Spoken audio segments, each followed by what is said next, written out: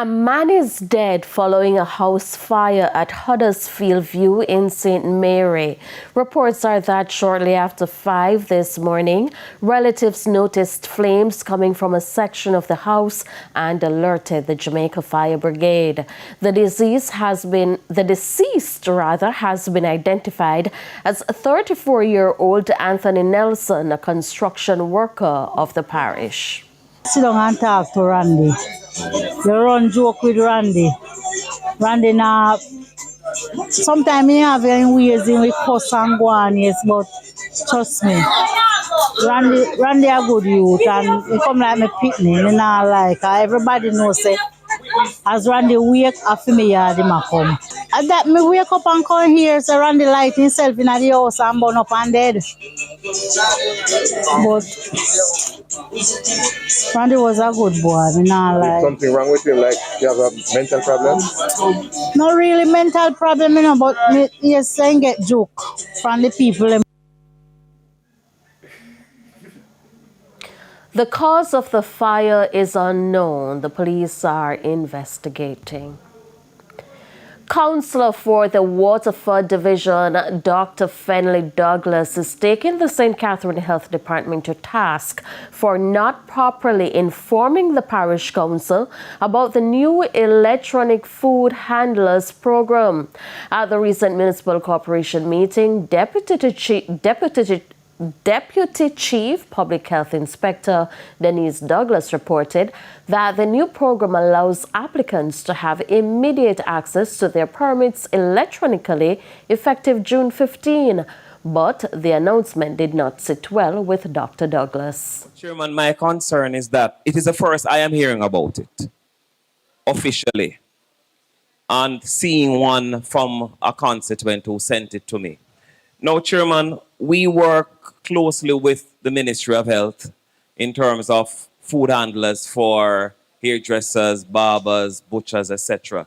And it would have been nice if probably we were, made aware fully, because it's the first I am hearing. I don't know if it was officially launched to the parish council or other stakeholders.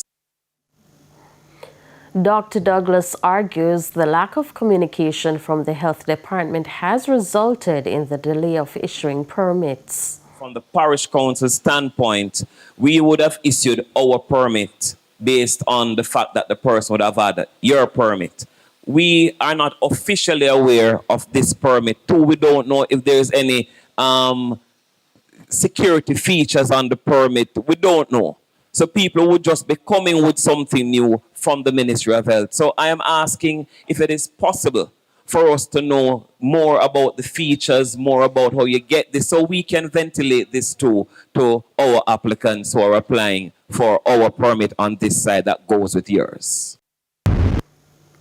A slaughterhouse in Glengough, St. Catherine has now been given the green light to reopen. This is after it was ordered closed due to breaches of health and safety standards. Deputy Chief Public Health Inspector for the St. Catherine Health Department, Denise Douglas, says the department began investigations after receiving a complaint. The health department has given permission for the slaughterhouse located in Glengough that has been closed since February 11 of this year to reopen. The establishment was re-inspected on June 15, where it was determined that all public health breaches that were critical have been satisfactorily remedied. The relevant correspondence has been forwarded to the municipal corporation. It's time for a break. Stay with us. More stories when we return.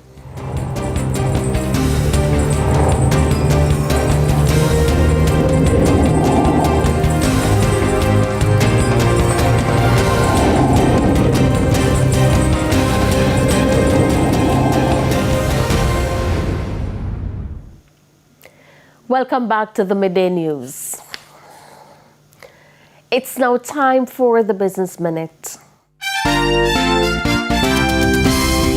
PriceSmart is reporting strong financial growth for its third quarter as the warehouse club operator prepares to expand its presence in Jamaica with 2 new locations, one in Montego Bay and the other on South Camp Road in Kingston. The company is also planning a new distribution center in Jamaica during the 2026 financial year as part of efforts to strengthen its regional logistics network. For the quarter ended May 31, PriceSmart recorded total revenues of $1.48 billion US, representing growth of 12.5% compared to the same period last year.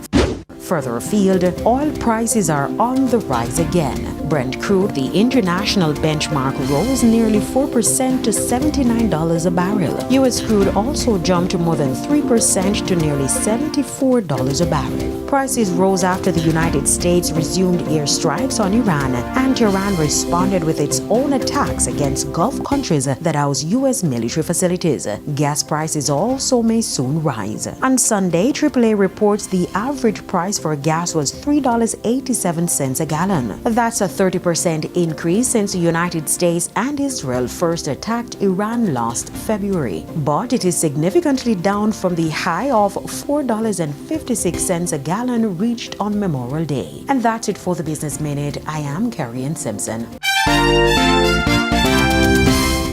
Thank you, Carrie. And time now for the top stories from around the world. In the region, Antigua and Barbuda has signed 7 healthcare agreements with China's Hangzhou Normal University and its affiliated hospital in a move aimed at strengthening the country's health system. Health Minister Michael Joseph says the partnership will expand medical education, specialist care, research, and telemedicine over the next 5 years. He adds the agreements will improve access to advanced and create new training and scholarship opportunities for healthcare professionals. And on the international scene, French firefighters are battling a huge blaze in a forest just south of Paris as a devastating heat wave extends its deadly sweep across Europe. More than 3 square miles of the Fontainebleau forest have been burned, and firefighting aircrafts have been scooping up water from the River Seine as part of efforts to get the fire under control. Police are investigating whether the fire was started deliberately. Wildfires had also reportedly broken out in other parts of the country. And those were the top regional and international stories. I'm Aliyah Bryant. Thank you, Aliyah. We head to another break. When we come back, we'll have your midday sports report.